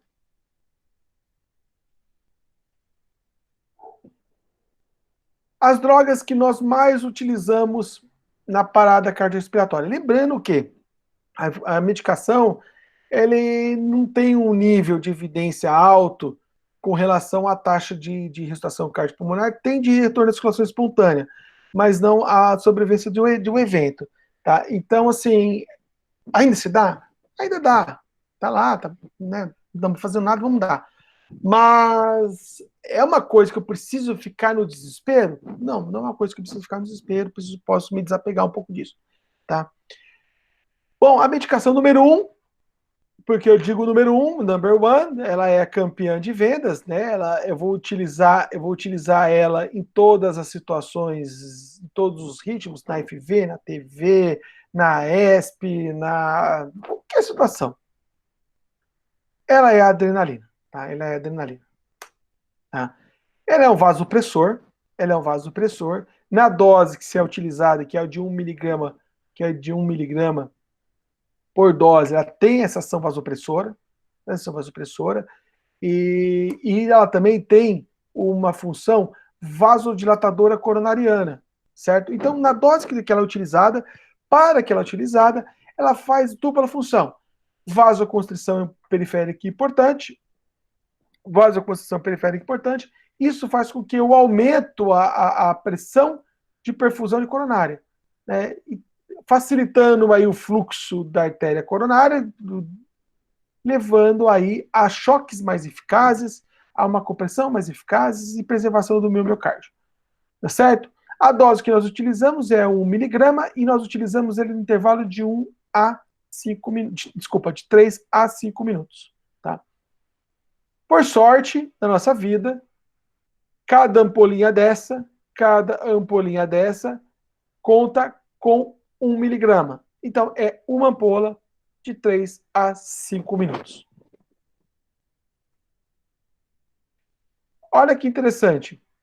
Não tem IV, pode ser intraósseo. Não tem o IV e não tem intraósseo, é uma droga que pode ser dada via tubo traqueal. Sim. Hoje as atualizações nem abordam muito essa questão do tubo, porque eles acham que os outros países já superou essa questão de acesso venoso. Falar, que grande centro não tem o intraósseo, né? Pois é, o nosso não tem. Então, mas lembre-se que é uma condição que possa existir. O importante da adrenalina, ou de qualquer outra droga que eu faço durante a parada cardiorrespiratória, é alguns cuidados que eu vou comentar lá adiante, eu vou só pincelar aqui, mas depois eu vou comentar mais adiante. Toda vez que eu administrar uma droga, eu preciso elevar o membro do meu paciente. Tá? Quando eu digo elevar o membro, é do paciente, tá? Não é o seu. Tá?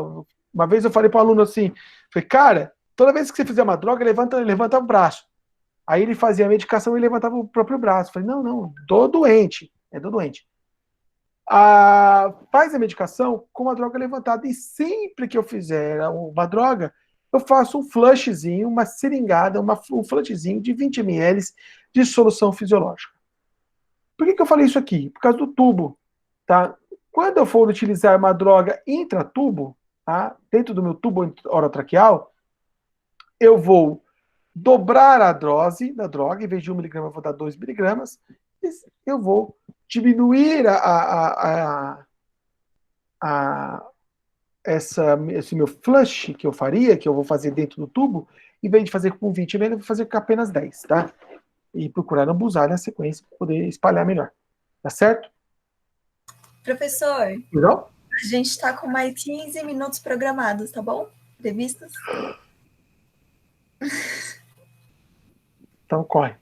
Tá, então tá. Ó, a amiodarona, essa pessoa não sabia. Bom, a amiodarona é uma droga antiarrítmica. Tá? Ela é utilizado em combinação com a adrenalina. E olha que legalzinha essa frase, ó. Se a adrenalina e o choque não está bom, dê o Ancoron. O que significa isso? Quando eu estou numa situação de FVTV, eu só vou administrar a amiodarona caso o meu vasopressor e o meu choque não foi eficaz. Aí eu vou administrar o Ancoron. Na parada cardiorrespiratória, eu vou utilizar a primeira vez 300 miligramas IV ou IO. Esse não dá para dar intratubo. Tá? Caso eu persista na minha FVTV, ela seja refratária, uma segunda dose pode ser dada após 3 a 5 minutos com 150 miligramas. Ok? Olha que slide interessante que a Sociedade Brasileira de Cardiologia traz, que é o fluxo linear do meu ACLS. Olha que interessante para a FVTV. inicio o SBV, avalio o ritmo com o desfibrilador manual. Se for TV ou fibro TV, eu vou administrar o choque com carga máxima. Se for bifásico, 200, se for monofásico, 300, está na dúvida. Dei o choque, inicio o RCP. Faço o ciclo por 2 minutos. Por 2 minutos. Olha o que diz aqui, ó. Dei o choque, RCP, pau. Providencio o acesso venoso. Monitoro se todos os cabos do meu desfibrilador. Vou lá, vou monitorar meu doente. E vou preparar e não administrar a adrenalina. Deu 2 minutos, interrompo, reanaliso meu ritmo. Se tiver que dar choque, eu dou choque. Dei choque, reinicio o RCP, inicio o segundo ciclo. Lembra aquela adrenalina que eu preparei? Vou administrar ela aqui, ó. Ou seja, eu dou adrenalina no segundo ciclo. Qual que é o racional disso? Muitas arritmias saem. A adrenalina é potencialmente é uma droga que não é tão simples. Ela pode levar a dano cerebral, dependendo da situação. Vem se mostrando isso. Quando eu estou diante de um evento de FVTV, eu vou dar chance primeiro à RCP e ao choque. Não teve chance de voltar? Dou adrenalina. E vou pedir para preparar a meldarona 300, ou lidocaína de 1 a 1,5 mg por quilo. Persiste FVTV, vou dar o choque, iniciar a RCP e administrar a meldarona que eu preparei e pedir para preparar uma outra adrenalina. Persiste, dou o choque, inicio a RCP, administro a adrenalina que eu pedi para preparar e preparo uma segunda dose de amiodarona. Persiste, dou o choque, inicio a RCP e por aí vai. Tá joia? Entendeu? Esse linear, ele tá sensacional. Ele é muito interessante. Isso é legal para a gente imprimir e colocar dentro das unidades de emergência e levar como guia de bolso. Tá? Durante o atendimento, monitorei meu doente e estou diante desse ritmo aqui. Alguém sabe esse ritmo? Não sei. Pode ser que seja uma atividade elétrica. Tá? É um ritmo organizado, pode ter pulso. Então, por isso, eu preciso checar pulso. E é importante que eu trate o paciente e não o monitor. Se eu peguei o paciente, botei o monitor, identifiquei que o ritmo cardíaco ele tem um ritmo organizado, eu vou checar pulso. Tá? É o único momento que eu checo pulso. Tá? Então tá aí. Agora estou diante desse ritmo aqui, ó. Pau. Estou diante de uma linha reta. Então eu preciso fazer o protocolo cagada. Protocolo cagada, eu vou checar se meus cabos estão conectados, aumento o meu ganho, que é minha grafia, é o tamanho da minha onda, e vou mudar as minhas derivações. Tá? Se tudo isso que eu fizer mantém em linha reta, eu faço a sistolia. Cagada eu faço apenas uma vez, tá? Não faço duas. Tá? A não ser algumas pessoas que resolvem casar 2 vezes, mas enfim. Checo meus cabos, aumento meu ganho, mudo minha derivação, persiste a minha linha reta, é uma sistolia. Tá? Tratamento para isso. Tanto para ESP como para sistolia. Eu vou dar adrenalina, não vai entrar antiarrítmico aqui, não vai entrar antiarrítmico, porque não é uma arritmia, só adrenalina, e eu vou buscar as causas reversíveis de parada cardiorrespiratória. E aqui nós temos 10 principais causas. Tem mais, mas tem 10 principais causas que, se pensar rápido, eu fizer o tratamento dele rápido, eu consigo reverter. Temos a hipovolemia. Se eu administrar volume, volta. Pegamos o cara com tiro no fígado sábado à noite, reanimamos o cara, segunda noite, desculpa, volume, compressão local e transamin, conseguimos reanimar ele e mandar para o centro cirúrgico. Tá? Então, volemia. Então, volume. Hipóxia, com situação COVID, oxigênio. Hipotermia, aquecimento, bem complicado, tá? Hipotermia pode acontecer no Brasil. Hipercalemia ou hipocalemia, isso é distúrbio do potássio, tá? Distúrbio do potássio. Em casos confirmados de hipercalemia ou sugestivos, gluconatos de cálcio. Em casos apenas confirmados de hipocalemia, eu vou administrar potássio diluído. Hidrogênio ou acidose, vou administrar bicarbonato. Tensão no tórax, no que nós chamamos de pneumotórax hipertensivo. Vou realizar uma toracocentese, uma pulsão de alívio. Tamponamento cardíaco. Difícil de diagnosticar, difícil de tratar. Pericardiocentésima, pulsão de Marfan. Utilização de tóxicos, eu vou buscar sempre o antídoto, tá? Compressão, ventilação e buscar o antídoto. Trombose pulmonar, trombose coronariana, posso considerar trombolíticos, tá? Posso considerar. Considerar, tá? Aqui o nosso algoritmo, linear da minha parada cardiorrespiratória. Vou trazer aqui apenas uma mudança principal, é a administração da adrenalina logo no primeiro ciclo. Lembra que na FVTV eu faço um ciclo, dou choque, reinicio RCP, faço um ciclo inteiro de 2 minutos, reavalio, se persistir a FVTV, dou choque e aí administro adrenalina? Na atividade elétrica sem pulso, não. Se eu tiver adrenalina disponível, administro adrenalina logo de cara e vou repetir a adrenalina de 3 a 5 minutos, tá? E considerar uma via aérea avançada. Tá? Falando sobre via aérea avançada, vou considerar via aérea avançada, eu tenho várias formas de via aérea avançada, tem intubação traqueal, que é o método de escolha, porém preciso de um profissional treinado e que tenha gabarito, e que tenha know-how médico, né? Que tenha respaldo legal, que é o profissional médico, tá bom? Não preciso de imediato fazer intubação traqueal, a exceção de Covid, tá? Ou suspeita de parada de hipóxia, que eu vou dar uma priorizada, tá? Então, eu vou pensar numa situação posterior, tá certo? Várias tentativas não é recomendado, por isso é utilizado sempre o operador com maior habilidade. Uma via aérea alternativa que pode ser feita tanto em situações Covid quanto em qualquer outra situação é a utilização de uma máscara laríngea, tá? Uma máscara laríngea. Isso aqui é bem tranquilo, tem nascendo de primeira e segunda geração, tem vários tipos de máscara, ela é bem tranquilo passar, bem fácil, é importante que nós tenhamos treinamento para isso.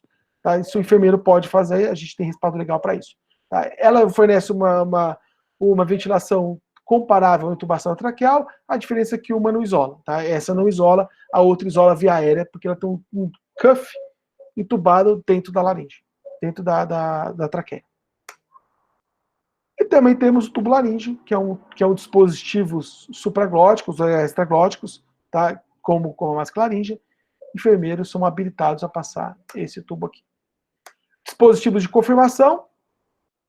Nós temos hoje na sala COVID ou uma forma de capnografia, porque lá nós não utilizamos mais o esteto, idealmente nós utilizamos mais esteto para confirmar em situação COVID, em situação normal pode ser utilizado o esteto, né, no famoso intubei, graças a Deus, checa o epigastro, checa a base esquerda, checa a base direita. Se não tiver no estômago, ou tiver no estômago, tem que tirar e retubar. Se tiver no pulmão direito, uma leve tracionar o tubo deve ser feito. Tá? Capnografia, ele me diz se o meu tubo está no estômago ou se está no pulmão, mas não se está seletivo. Tá? O capnógrafo é interessante, que uma vez que o paciente está entubado, eu consigo monitorar a qualidade de compressão. Observe as curvinhas aqui, tá? De 12, essa aqui é a quantidade de gás carbônico exalado, é um equipamento que nós colocamos na saída do tubo, e ele vai contar quanto de CO2 que é expirado. Olha aqui, observe durante a compressão torácica, o CO2 exalado, quando se interrompe a compressão ineficaz, abaixo de 10. Compressão ineficaz, abaixo de 10. Certo? Ventilação, por aí vai, tá vendo? E retorno à circulação espontânea, olha que legal. Retorno à circulação espontânea. Via medicamento intravenoso, preferencial via anticubital, catéter bastante calibroso. Nunca esquecer o bolos de 20 ml de solução fisiológica, elevação do membro, e eu devo facilitar o retorno imediato. Esse é o racional da coisa, possibilita chegar rapidamente na circulação central. Está aqui uma intraóssea que substitui, né? E vai no slide para vocês verem aí os locais disponíveis para a intraóssea. Este aqui é o nosso algoritmo da parada do suporte avançado de vida, e aqui atrás traz os detalhes desse algoritmo, facilita bastante a vida de vocês. Todo esse contexto foi tirado da circulation, tá? Cuidado pós-PCR. Numa desses ritmos, eu percebi que meu paciente tem pulso. Eu tenho como meta garantir uma estabilidade hemodinâmica, sempre otimizando uma perfusão tecidual. A meta aqui é manter uma PA sistólica acima de 90 e uma PAM maior que 65. Lembrar que esse paciente vai fazer transporte intra-hospitalar ou extra-hospitalar, fazer sempre transporte com muita segurança. Se o paciente estiver muito instável, considere mantê-lo no local e estabilizar ele o máximo possível. Se eu não diagnostiquei a causa de parada, vou ter que buscar a causa e tratar as causas, né? Garantir um suporte ventilatório adequado, né? E minimizar os danos neurológicos, tá? Evitar aqui eu penso não numa hipotermia propriamente dito, né? Mas eu vou prevenir a hipertermia, essa é a grande ideia. Vou deixando o paciente se aquecer naturalmente. Rapidamente aqui, meninos, tenho mais uns 5 minutinhos? Tem sim, professor. Tá, eu vou falar mais um, é rápido. Vou dedicar ao suporte básico, suporte avançado de vida, bem específico ao Covid, uma breve atualização. Nós vamos falar muito desse artigo que foi lançado na New England, um randomizado, um estudo controlado, comparando a tubaína com a cloroquina. Tá? Então vocês ficam à vontade para você escolher se você quer tomar tubaína ou quiser tomar a cloroquina, que, de acordo com esse estudo, dá no mesmo, aliás, você se hidrata mais com tubaína, tá ok? American Heart lançou aí, tá? Essa atualização para a situação Covid. Sempre que acontece isso, todo mundo fica desesperado, fala assim, American Heart vai lançar, American Heart vai lançar. E a American Heart lança aqui essa atualização para casos de suspeita de Covid, que vai de encontro com aquilo que nós começamos nossa aula com o nosso caso lá. Bom, uma coisa que vou colocar aqui o problema Covid. Problema Covid. Eu vou colocar o problema. Covid fica suspenso no ar de 1 a 3 horas, no ar, em gotículas e até em aerossóis. Isso é um problema. Isso é um problema. Certo? Por quê? Quando você vai abordar um paciente que estava com uma via aérea, que estava sem uma via aérea, e que tem uma suspeita de Covid, saiba que naquele ambiente está lotado de Covid, lotado não só no ar, mas tudo que você tocar. O que você tocar. Então, isso faz com que a RCP torne um grande desafio para profissionais de saúde, porque passa a ser um alto risco de contaminação. Desparamentação e RCP é um grande problema para contaminação de profissionais. E tem um problema aí. Aqui não é pouco Covid, não. É muito Covid, cara, é muito Covid. E quanto maior a carga viral recebida, está intimamente relacionado com a gravidade da doença. Então, é muito estressante para profissionais de saúde e leigos que vão prestar assistência a esse paciente. Tá? Compressões torácicas gera muita aerosolização. Muita aerosolização. Ventilação por pressão positiva, do tipo AMBU, muita aerosolização.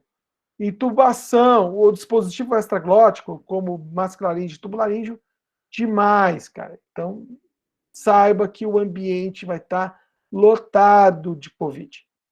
Um outro problema durante a PCR, proximidade com o paciente. Aonde fica a via aérea? Você vai ficar na via aérea. Quem vai comprimir vai ficar com a cara no rosto da vítima, né?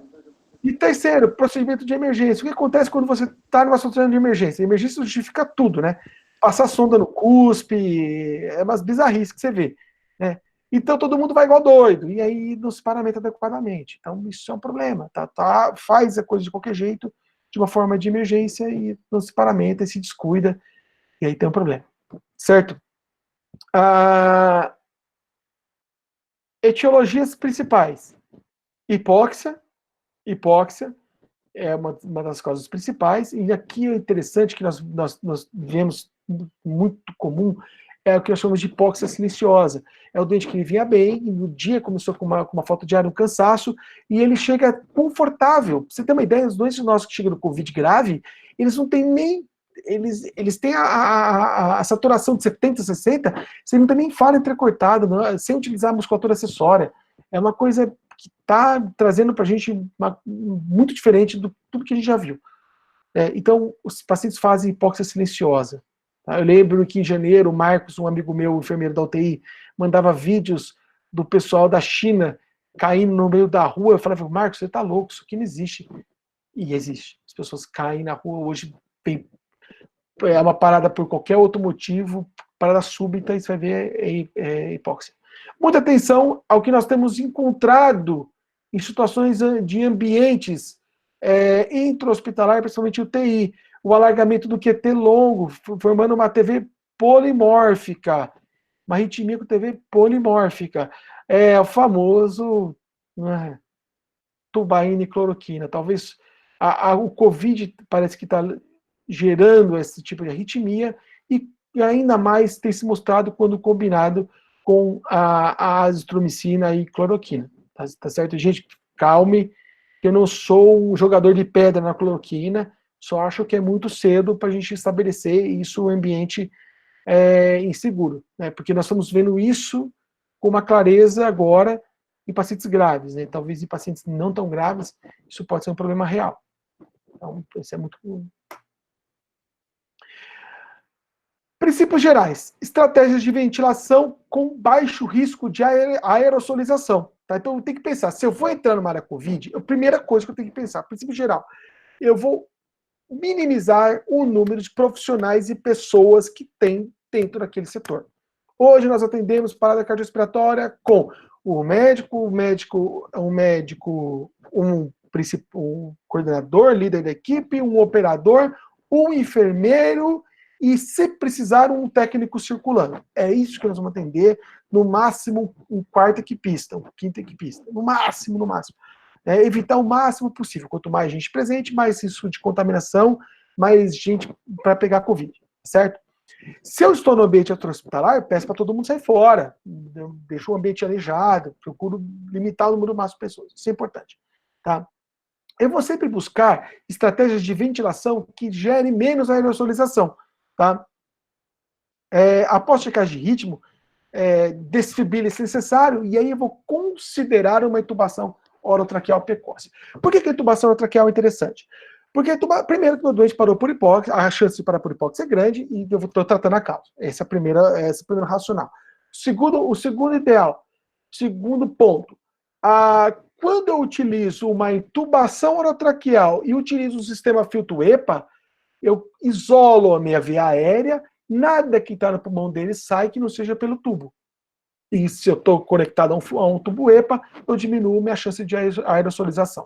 O problema é que, durante o procedimento de intubação, eu gero aerossolização, então todo mundo tem que estar devidamente paramentado, certo? Então, paramentação tem que ser à risca para todos os pacientes. Professor, o paciente está parado lá, eu vou me paramentar, vou perder tempo com isso? Vai perder tempo com isso. Eu devo me paramentar primeiro, acessar depois. O paramento, vou. Tá certo? Não vai lá de alegrão, não. Limitar o número de profissionais na cena e considerar dispositivo externo de RCP.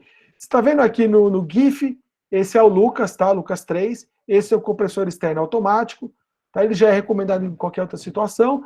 E aqui ele seria sensacional se nós tivéssemos o Lucas.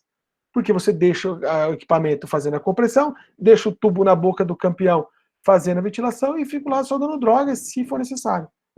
Sacou a parada aí? Como é que funciona? E a cada 2 minutos você avalia o meu doente, que o Lucas mesmo para fazer as compressões, para fazer a análise de ritmo. Tá? Quem sabe de fora do quarto da UTI eu consigo fazer um atendimento à parada cardiorrespiratória. Olha que legal.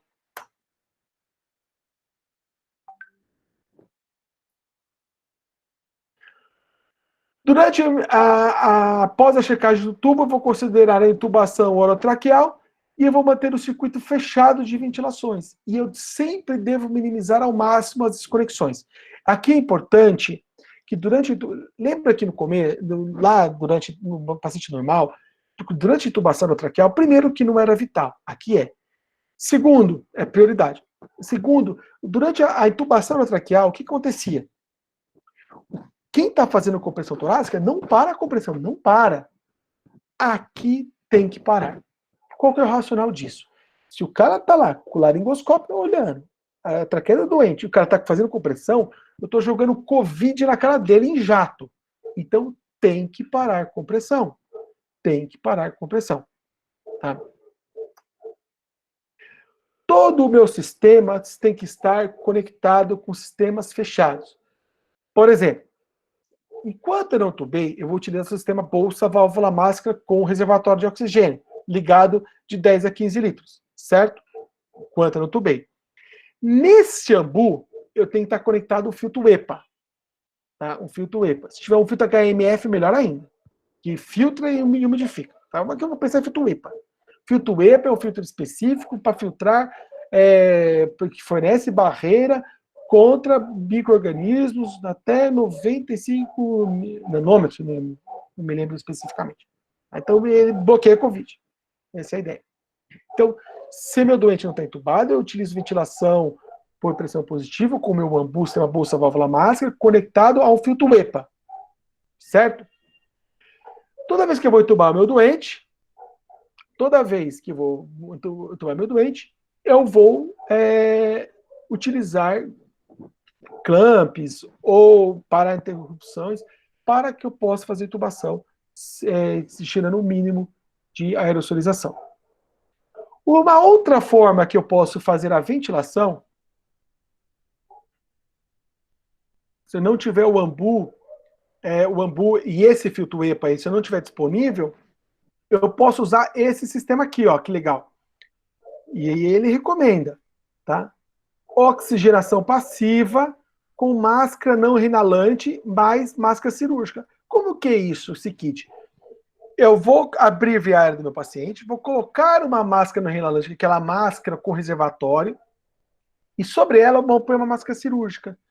E eu não faço ventilações. Se eu não tenho o meu filtro EPA conectado ao meu ambu, eu não faço ventilação. Eu abro a via aérea, ponho a máscara não inalante mais máscara cirúrgica para proteger, faço as compressões torácicas do meu paciente e passivamente eu consigo garantir um mínimo de volume corrente, o suficiente para o ar entrar e sair e para manter uma oxigenação mínima, tá? Passivamente. Então ventilo no paciente nessa situação. Eu só vou ventilar caso eu tenha todo o meu sistema preparado e montado. Tá? Caso eu tenha demora da minha intubação, tá? Eu posso optar, intubação está demorando, eu posso optar para uma ventilação com dispositivo supraglótico, ou dispositivo bolsa válvula máscara.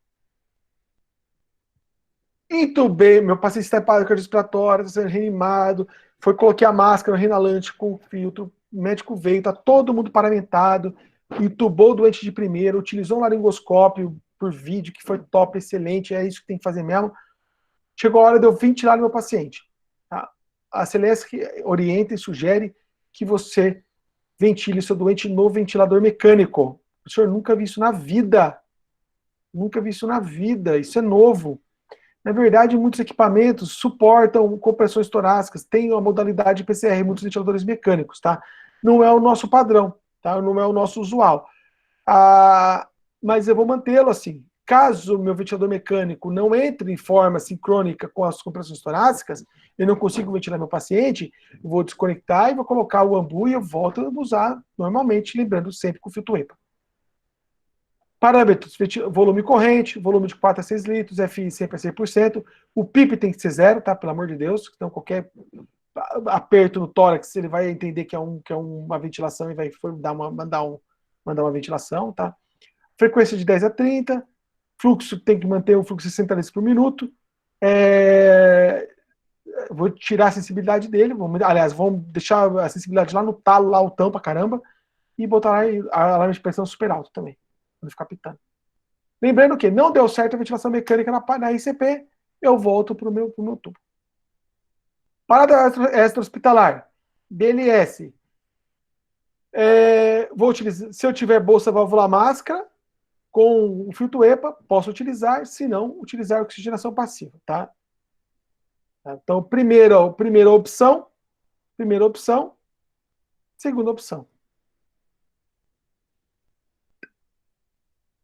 Transportar ao hospital apenas se tiver retorno de circulação espontânea. Se chegou lá, o suporte avançado de vida, está dando o suporte. Se Cara, o que você está dando para o seu doente ali é o que ele vai ganhar no hospital. Ele não vai ganhar nada mais que isso. Nada mais que isso.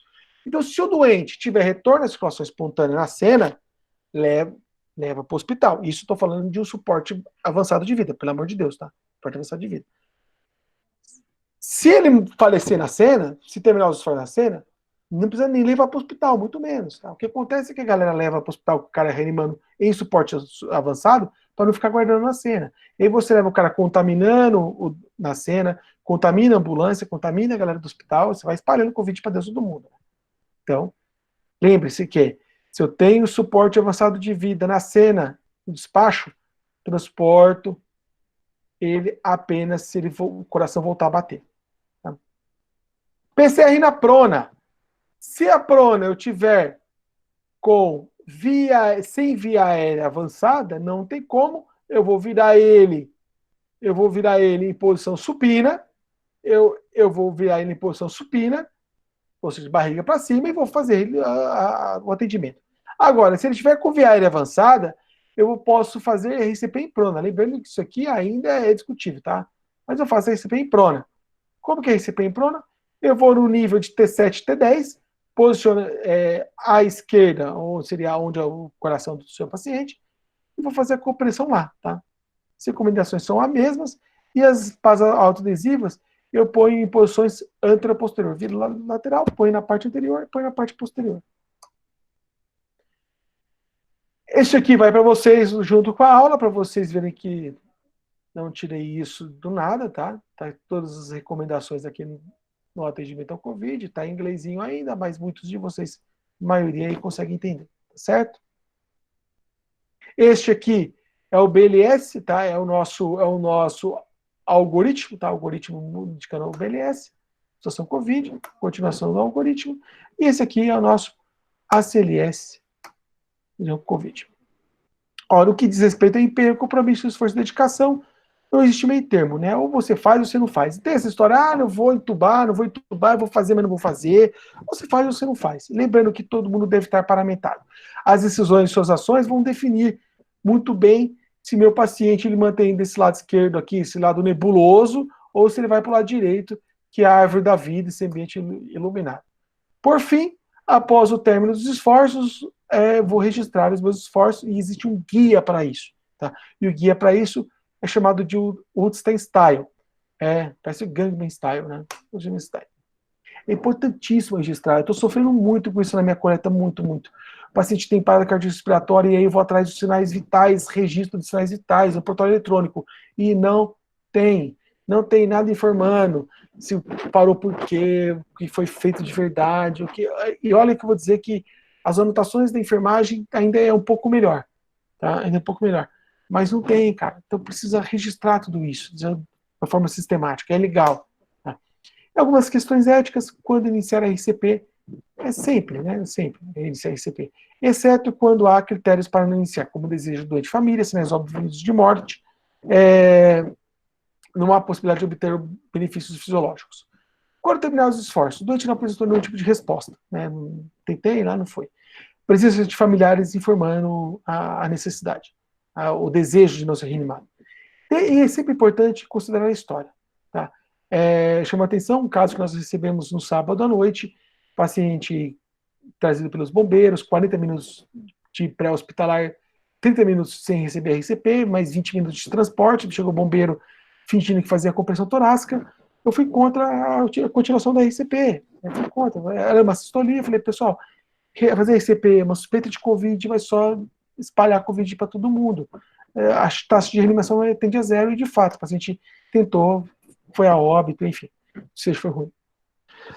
Bom, meninas, uma coisa que é muito legal, essa frase que eu adoro, que as mãos podem fazer coisas inacreditáveis, mas nada se compara a salvar uma vida. É uma coisa que eu adoro, é por isso que eu gosto muito de transitar entre teoria e prática, gosto muito de estar na prática, pegando a mão na massa, e é uma forma que eu faço, que eu vejo que pode ser diferente. Tá? E é isso, gente, desculpa aí exceder o excesso da hora.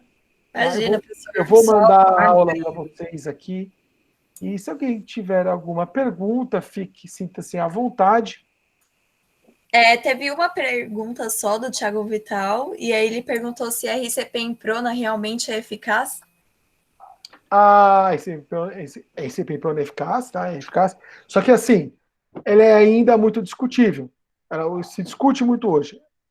A gente ainda se recomenda, porém precisa de mais estudos que confirmem o grau de eficácia da RCP em prona. Então, como que funciona a RCP em prona? O doente está com VL avançada, que isso é o nosso primordial, o nosso padrão ouro para atendimento. Não está. Vira o supino e aí vou fazer normal, tradicional. Meu paciente não está entubado, está entubado. Posso manter do jeito que está, faço em prona e não perco tempo, tá bom? Certinho, então, professor, muito obrigada. Tem muita gente elogiando, sua aula foi muito boa mesmo.